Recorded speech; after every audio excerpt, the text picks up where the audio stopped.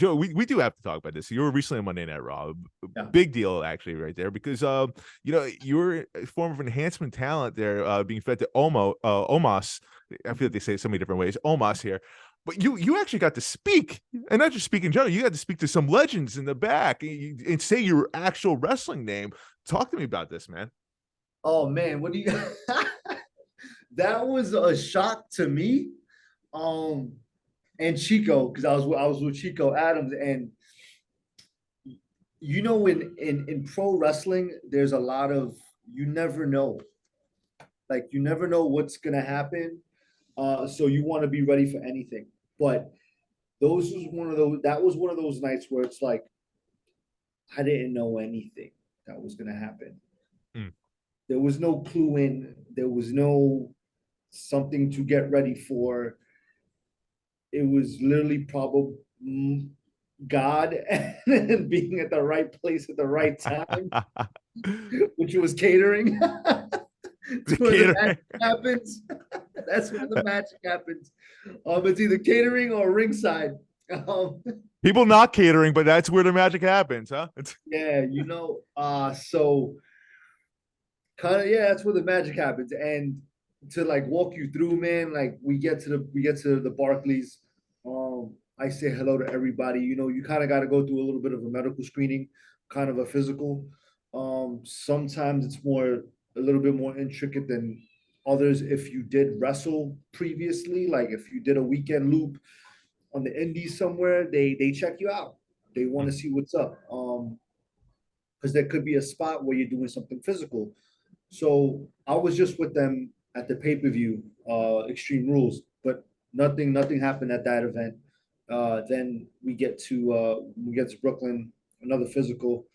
Then yeah, I'm hanging out with my boy Chico, and he goes to grab. I think use the restroom, and I go. I'm just hanging out by the doorway. And he's, yo, come here, come here, and yeah, uh, that was it. That was the decision was made right there. It was like, all right, like, yeah, you want Who was it to that said come here, come here? Was it Chico or Chico. okay? Like they need two guys for Omas, and yeah, they were like, yo, who's that guy you were just sitting with? And it was Joey Ace. Oh, okay, have him come here. Hey, would you like to like do X, Y, and Z? And I'm like, yeah, Oh wow. It was just just as imagine. simple as that.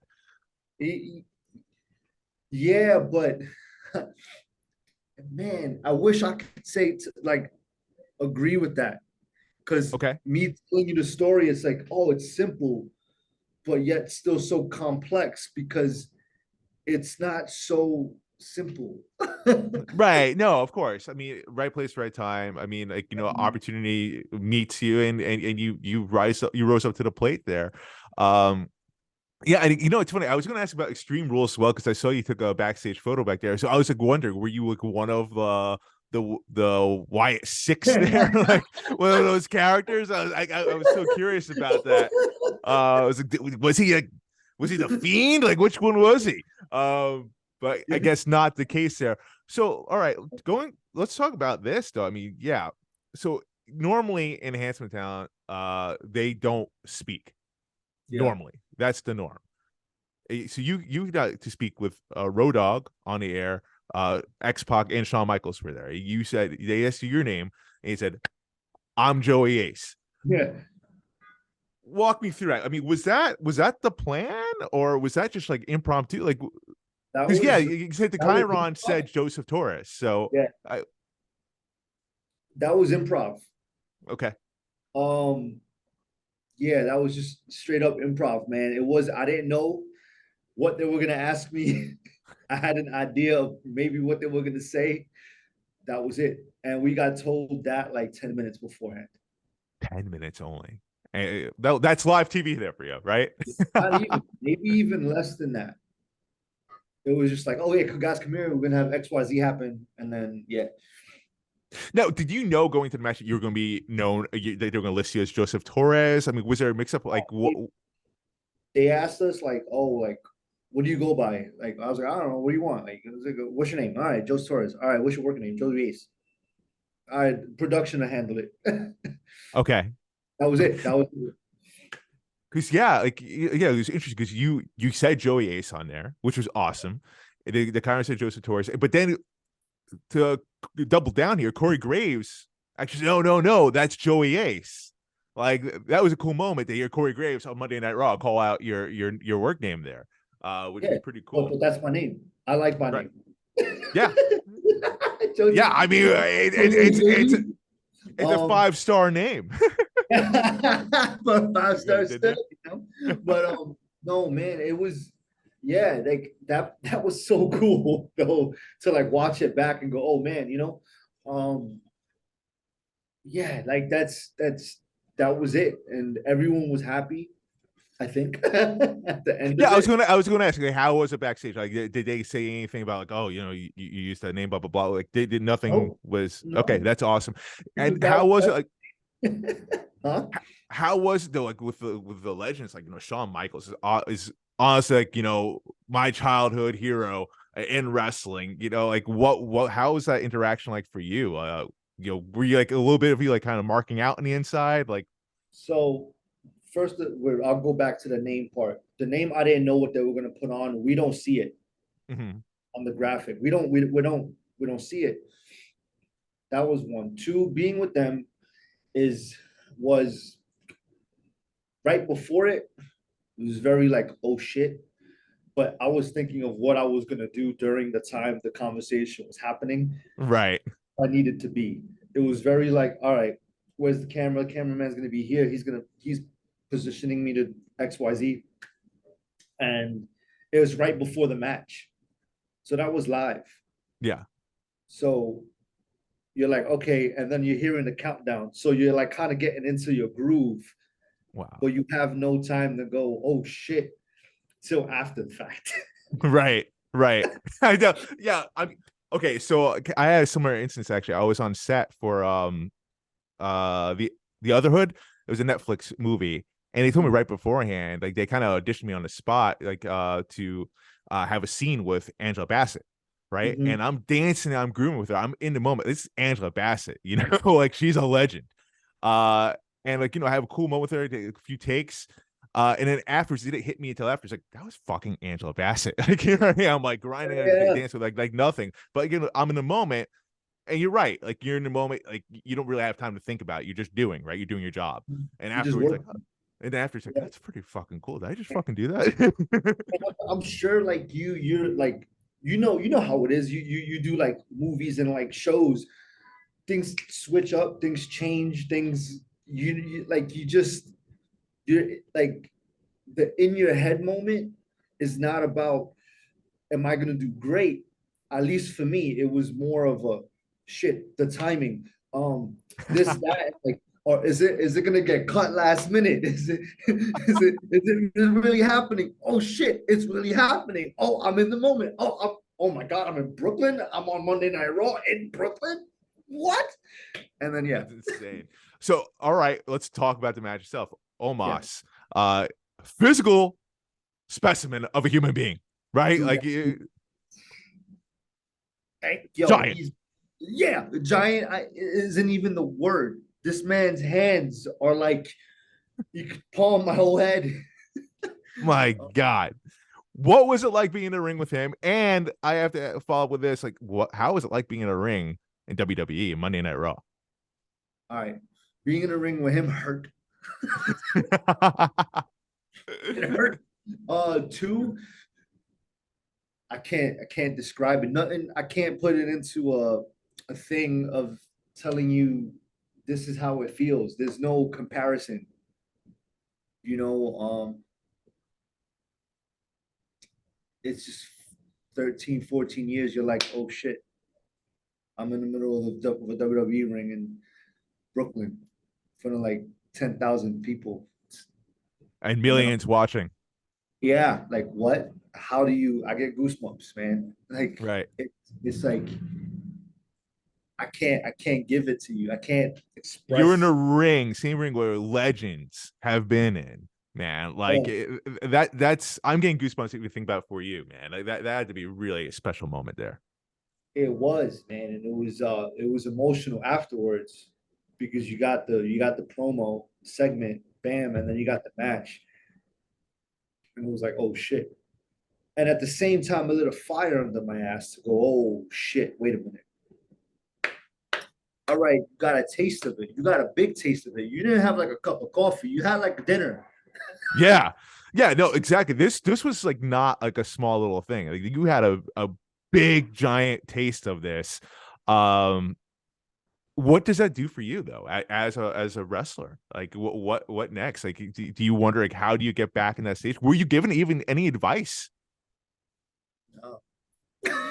No, nothing. um, it was thank you for coming now, but it was, man, it lit a fire under my ass though. And it was like, all right, I got the taste of it, got the meal. How do I get a few more of these meals? And how do I make it a regular occurrence? Hmm. So it's just like, all right, now on the drawing board, let's see what I got coming up. The matches I have coming up. How can I make those moments big? How can I make everything I'm doing bigger than what it is? And not think of it's crazy to say, but not think in a pro wrestling context, but think of in an entertainment context, like how big can you make this with what you're given?